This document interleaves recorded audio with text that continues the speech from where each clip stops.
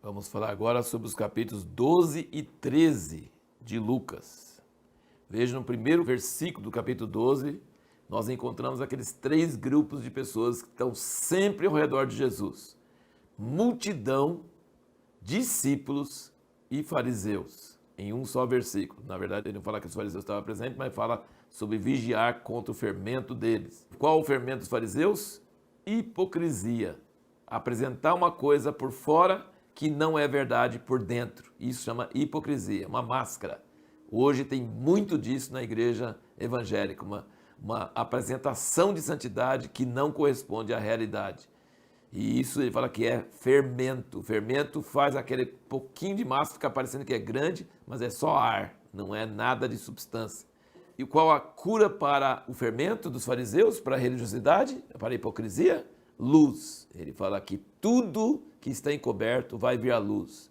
Você deve sempre andar pensando que tudo em sua vida que ninguém conhece, um dia todos vão conhecer.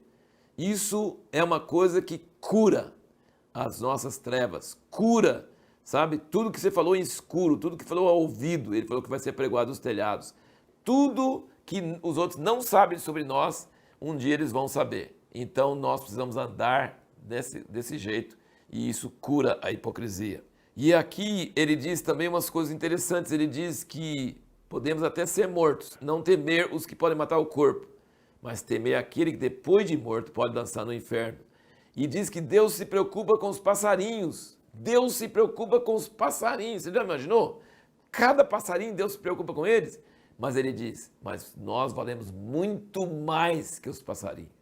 Então, isso é muito consolador, muito confortante. Não temais, pois valeis vós mais do que muitos passarinhos. Versículo 7. Aí ele começa a falar sobre, ele dá uma parábola do rico insensato.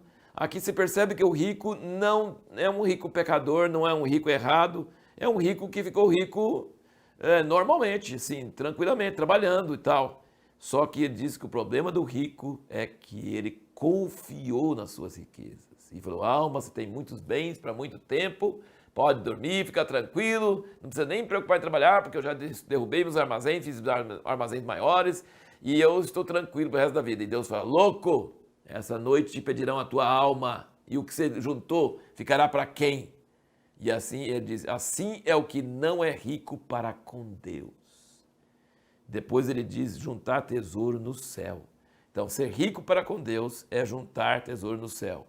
E não juntar tesouro no céu, mas juntar tesouro na terra é não ser rico para com Deus. E então ele está dizendo que nós não devemos ficar presos nas coisas materiais. As coisas materiais não devem nos prender, não devemos ficar ansiosos por causa deles, não devemos ficar preocupados por causa deles. Nós devemos estar buscando o quê? Buscar o reino. Olha o que ele fala aqui, versículo 31, ele diz, buscai antes o seu reino e estas coisas vos serão acrescentadas. Então ele fala assim, a gente deve buscar de todo o coração o reino de Deus, a vontade de Deus, o domínio de Deus em nossas vidas. Nós devemos buscar isso mais que qualquer outra coisa. Assim nós seremos ricos para com Deus.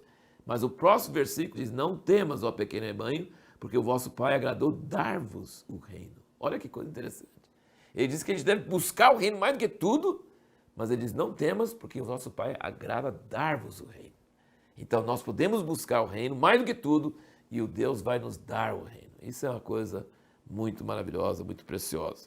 E aqui no fim desse capítulo, no versículo 49, ele diz, vim lançar fogo à terra, e quem mais quer se já está aceso? Há um batismo que hei de ser batizado, e como me angustio até que venha cumprir-se. O que você acha que era esse batismo? Ele foi batizado nas águas. Quando ele saiu das águas, ele foi batizado no Espírito. Então qual o batismo que ele ainda precisava ser batizado? No sangue. O batismo no sangue. Tem que ter 3 batismos. Na água, no Espírito e no sangue.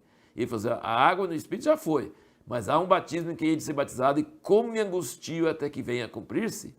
Cuidais vós que vim trazer paz à terra? Não, eu vos digo, mas antes dissensão. Então, assim, a minha pergunta é, por que Jesus quer que a terra fique acesa? Ele veio lançar fogo à terra. E por que ele vai trazer dissensão? Jesus não quer trazer paz? Acontece que para trazer o reino de Deus e para trazer paz, ele tem que queimar toda injustiça. Ele tem que acabar com todo o pecado. E por enquanto, quando Jesus traz a verdade, numa família, num lugar, muitas vezes causa divisão, causa briga, causa dissensão, porque a luz e as trevas não combinam. Então Jesus diz, eu vim para trazer fogo à terra e eu vim trazer dissensão. Por quê? Porque ele veio trazer essas coisas que são necessárias antes que venha o reino dele sobre a terra. E aí, entrando no capítulo 13, nos primeiros versículos, olha aqui o que diz. Ora, naquele mesmo tempo estavam presentes alguns que lhe falavam dos galileus, cujo sangue Pilatos misturara com o sacrifício deles. Respondeu Jesus, pensais vós que esses foram maiores pecadores do que todos os galileus, por terem padecido tais coisas? Não, eu vos digo, antes, se não vos arrependerdes, todos de igual modo perecereis. Ou pensais que aqueles 18 sobre os quais caiu a torre de Siloé e os matou, foram mais culpados que todos os outros habitantes de Jerusalém? Não, eu vos digo, antes, se não vos arrependerdes, todos de igual modo perecereis. Essa é a pergunta que nós fizemos no outro vídeo.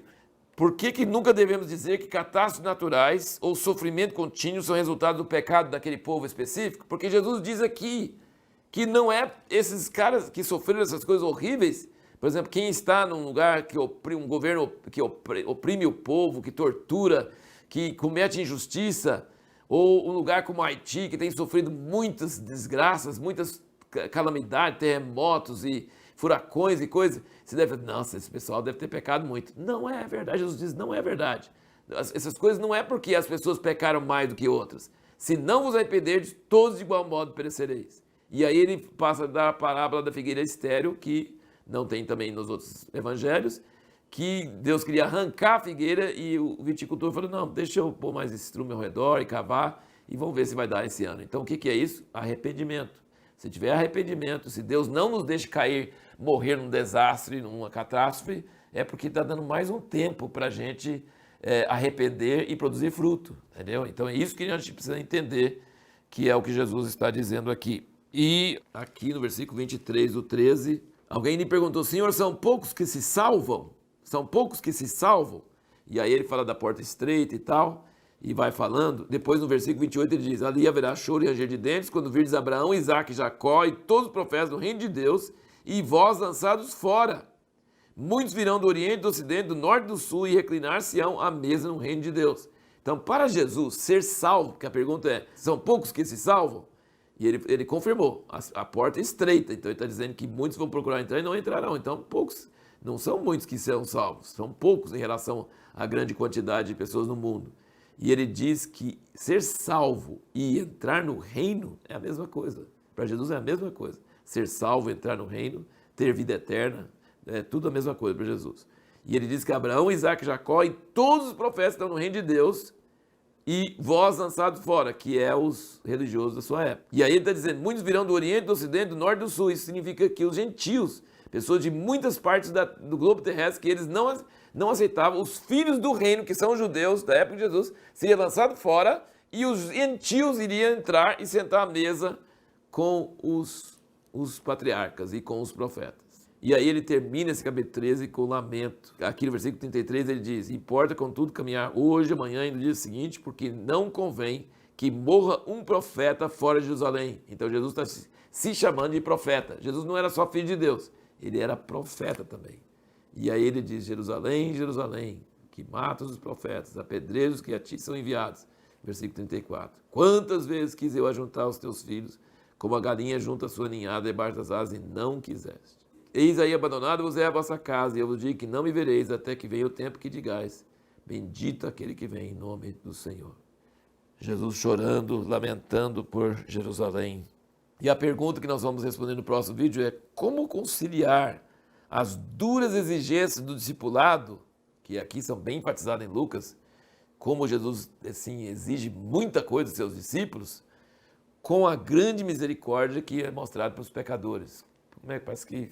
Como funcionam essas duas coisas? A grande misericórdia de Jesus para com os pecadores e as duras exigências dos seus discípulos.